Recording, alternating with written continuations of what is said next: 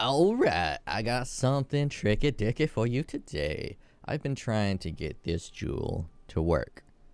I've been Petrified Blood, low life, low key trying to get this to work off stream. Hasn't really worked for me until one of my Discord members linked me a video from another person, which I will just put their video in the comments below. The reason I couldn't get this jewel going correctly is I didn't have any recoup.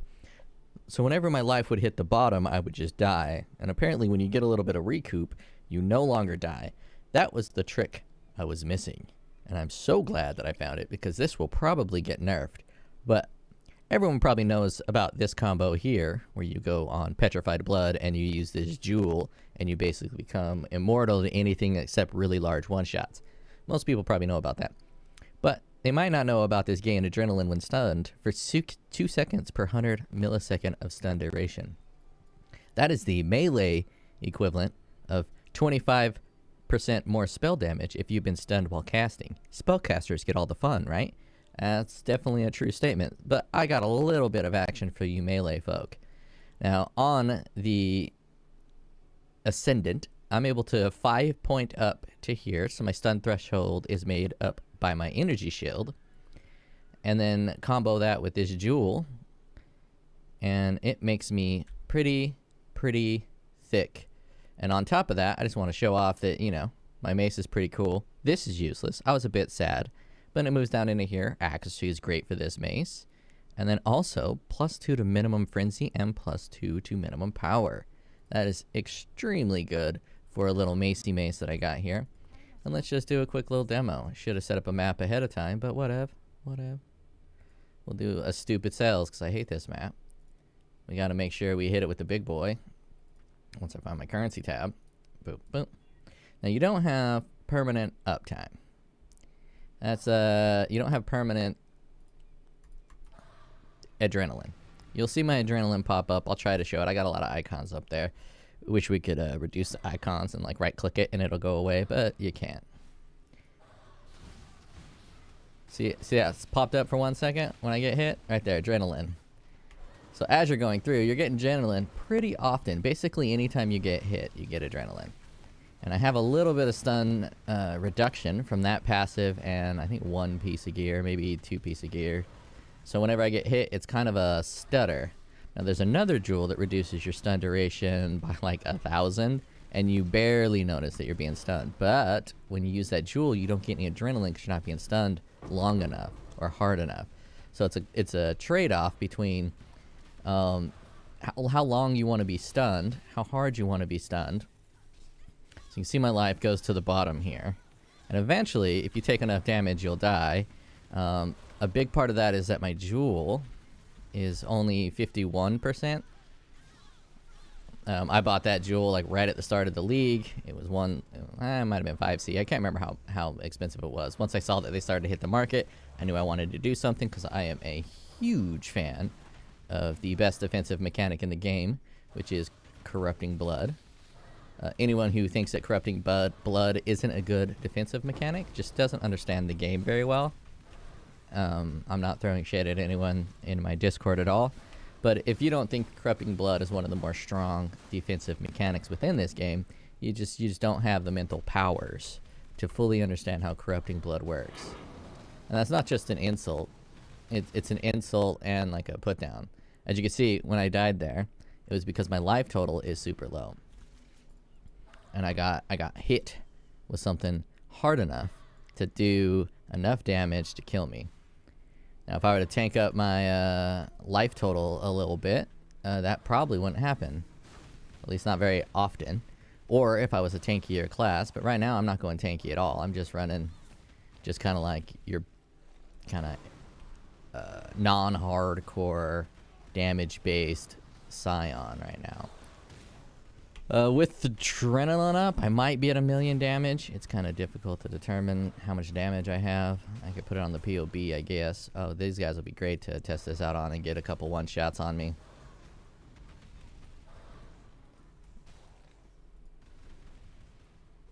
Let's go to my final form, which is adding Behead support to my mace. Alright, guys. Come on now.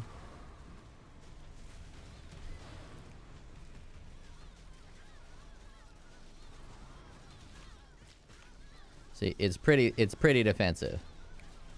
You really have to be trying to die. Like that. Let a big one slam hit you. Once that one slam hits you, you'll die. You'll die good. And it will feel great. Because daddy like. I'm sure all of you have seen the other combo, and it works pretty well with like steel skin. I have a little steel skin thing that I can pop up, and I can pop steel skin the whole time. And while steel skin's going, I can still get my endurance charges right here, my adrenaline. So steel skin works pretty well with it, and I wasn't using it back then. And if I was using steel skin, I probably wouldn't even die. Let's hold still a little bit, let these guys have their way. With steel skin popping here and there. This guy will do a big slam, I bet. And he'll probably try to kill me. The big slam. Oh, he missed his big slam. What a loser. What a loser. You gotta insult the enemies in this game. They can't be feeling too cute, too tough. You just gotta insult them. See, right now I'm kind of stun locked. I'll have to continually cast my spell to see if I can get out of it.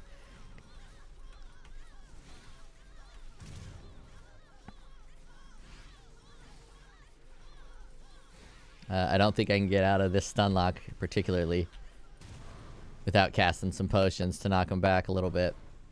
So if you let it happen, stun locks can happen. But for the most part, I'm hitting this General's Cry, so the enemies will be able to do it.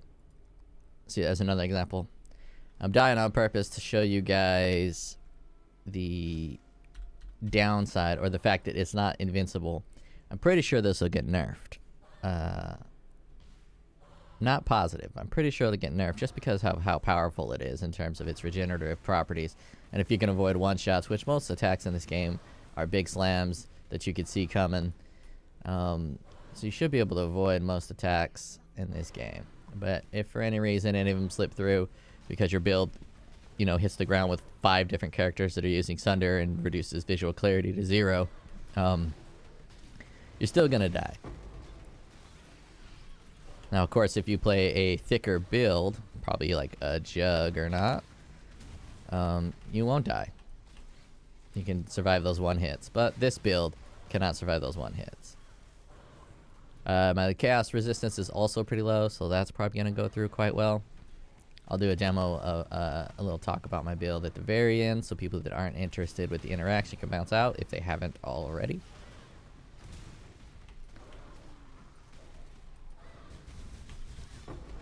Now, I think I have overkill on my regen.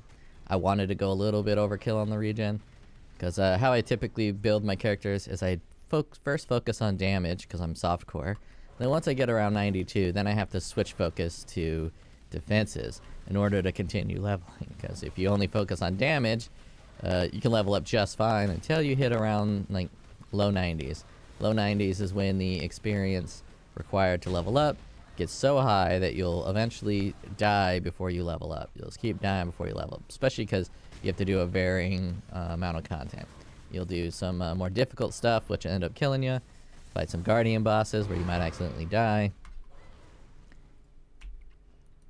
Alright, so that is the adrenaline combo.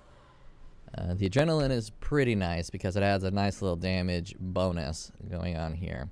So I went ahead and I added into Path of Building somewhere. Oh yeah, I got my auto clicker going.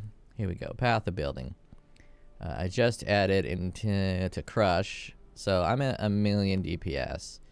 And then if I add in the adrenaline, which isn't up all the time, so I definitely wouldn't include it, it puts you to 1.3. But also, watch my physical hit points pool with adrenaline. It really amps up the physical damage quite a bit. Like 1,000 points of additional physical damage survivability, physical damage tankiness. And let's take a look at some of my gear. I got a couple pieces that are pretty magical. This one right here, +3 to socketed gems, and then I put my 2120 Petrified Blood in there. Now, I had to use 2 Petrified Blood gems in order to get this, so I was pretty lucky. You might have to do a lot more than 2. I don't know the odds of getting a 2120. I should sell my 2020 that I got. Everything else is pretty standard. I got a helmet with stun and block recovery on it. I probably shouldn't have done that because I might have a little bit too much, because the more your stuns hit, the longer your adrenaline lasts. So I get hit. My stuns are a little too weak for my adrenaline to last as long as I want it to. I think I'm usually only getting 1 second or 2 seconds, which is fine when you're like blasting through a map, because I don't have any evasion and I'm going to get hit a bunch. So I'll have adrenaline up a pretty good amount of time. But if you're fighting slightly weaker enemies, you're probably not going to get that adrenaline very much. Or maybe you'll get it just fine. Oh, yeah, you'll get it just fine. I got 4 seconds there. 2 seconds. 4 seconds. So the longer you can get stunned, the more you get this adrenaline. And obviously no one in Blood Aqueducts would be able to kill me, because no one can one-shot me. Now on the skill tree, I am rocking this, because this gives you 4% life regeneration while in low life. And that's a lot of life regen. But I'm also doing this life recoup effects last 3 seconds instead of 4. So that's a pretty good boost for life recoup if you got a life recoup. If you got a lot of life recoup. I'm rocking this one on my amulet, and then I have this one on my ring. So I have like 32% damage recoup. Then I got some life regeneration rate on the helmet. And I'm also rocking this life regeneration rate. So this might be overkill. I could probably path out of this life regeneration rate and then get more offenses when I need those offenses. But for now, I don't really need those offenses. It would probably actually be better to path out of these 3 and then grab these life nodes here once I level up one more time, and I can grab that life node, because one-shots are your biggest killer. And the more life you have, the more regen you have. So if you wanted to get super tanky, you can add more life. So that is the combo. This is the build I am currently using. 4-link General's Cry, Sunder, Brutality, General's Cry, Impel support. I finally was able to squeeze Impel support into my builds, which allowed me to path out of this extra Impel node over here and only have this one Impel node here. Makes the tree a little bit more efficient. It's kind of awkward to path over this way. And then also with the big mace that I got for 2 divines, I'm able to path into Fortify correctly, and I actually get Fortify most of the time when I'm up fighting. When I had my other mace, Fortify wasn't triggering on some of the more defensive enemies. I was getting like 5 fortification through the passive on the Ascendant. In terms of the comboing of these 2 ascendancies, they work very well together. Increased area effect, 15% cooldown recovery rate. Hits have 15% chance to deal 50% more damage, 25% chance to blind enemies. All very strong. This one, every one of these nodes is pretty fantastic, except for... No, they're all great. They're all used. They're all great. So, fully synergized Scion. Now I want to talk about the potential, and I have like no real way of knowing. Let's see what POE says when I remove it. See if it's calculating it correctly. So if I remove that, yeah, it's not calculating the impale chance. So this impale chance is actually pretty nutty if it's working as I think it is. So for a while I was using Cyclone in my General's Cry, and Cyclone hits very fast.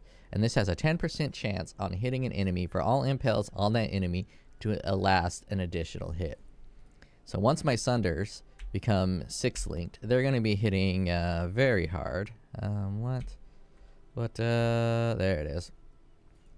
So the Sunder hits are 20,000 now. When I get 2 more links, they're going to be much thicker. The Cyclone only hits for 13, but it hits 2 times per second with my big slow mace. And then the Shockwaves are 0.7 seconds, and they're 58,000 per hit. So a 58,000 hit is going to get their Impel refreshed from a 13,000 hit. And on top of that, the Sunders are going to be refreshing that big Shockwave hit as well. So that's kind of what I'm thinking. That's why I'm grabbing that note. I think it's a lot of extra damage that isn't being calculated, because 10% chance on hitting an enemy for all impales on that enemy to last an additional time is going to include those shockwaves that only hit infrequently by the more frequent hitting Cyclone. And in the video with a cough from my sick ass. All right. I will talk to everybody later.